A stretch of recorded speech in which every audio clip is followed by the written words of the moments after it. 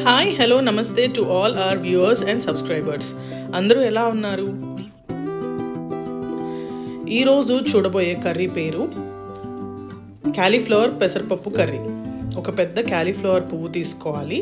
దాన్ని ఈ విధంగా చిన్న చిన్న పువ్వులాగా చాప్ చేసి పెట్టుకోవాలి.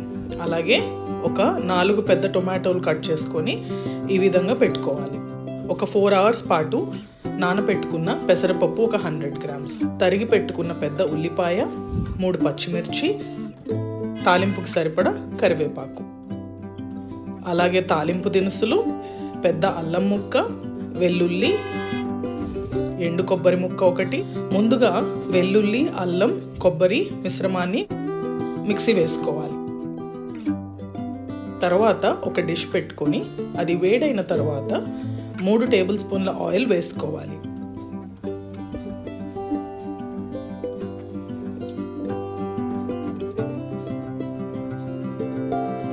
ఆయిల్ వేడైన తర్వాత పచ్చిమిర్చిని తీసుకోవాలి. పచ్చిమిర్చి చిటపట్లాడే సమయంలో తాలింపు దినుసుల్ని వేసుకోవాలి. ఈ తాలింపు దినుసులు చిటపట్లాడుతుండగా ఆనియన్స్ని కూడా ఆయిల్లోకి వేసుకొని ఈ విధంగా మొత్తం కలిసే విధంగా ఫ్రై చేసుకోవాలి.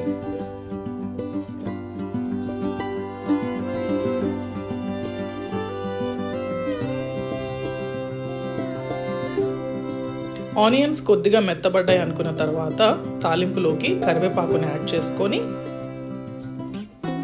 కొద్దిగా క్యాలీఫ్లవర్ ముక్కలన్నింటినీ కూడా డిష్లోకి తీసుకోవాలి.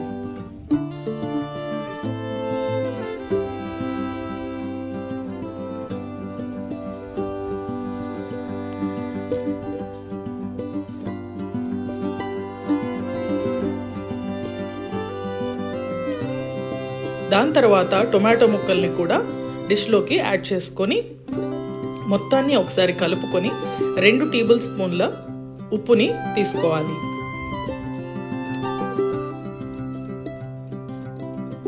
ఇవన్నీ మెత్తగా ఉడకడానికి మనకు ఒక 1/2 గ్లాస్ ఆఫ్ వాటర్ అవసరం అవుతుంది. అందువల్ల ఈ మిశ్రమానికి ఒక 1/2 గ్లాస్ ఆఫ్ వాటర్ని కూడా యాడ్ చేసుకుంటాము.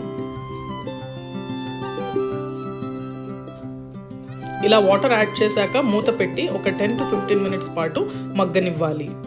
ఇలా కూర అంతా మగ్గి దగ్గర పడుతున్న సమయంలో కారం యాడ్ చేసుకుంటున్నాం 2 టేబుల్ స్పూన్లు.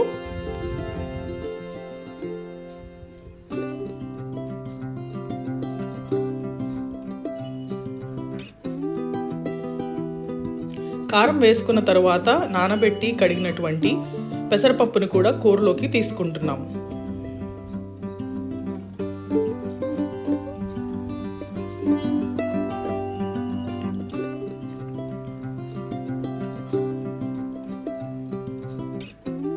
పెసరపప్పు అంతా కర్రీలోకి తీసుకున్న తర్వాత చివరిగా మనం యాడ్ చేయాల్సిన ఇంగ్రీడియంట్ వచ్చేసి మసాలా ముద్ద.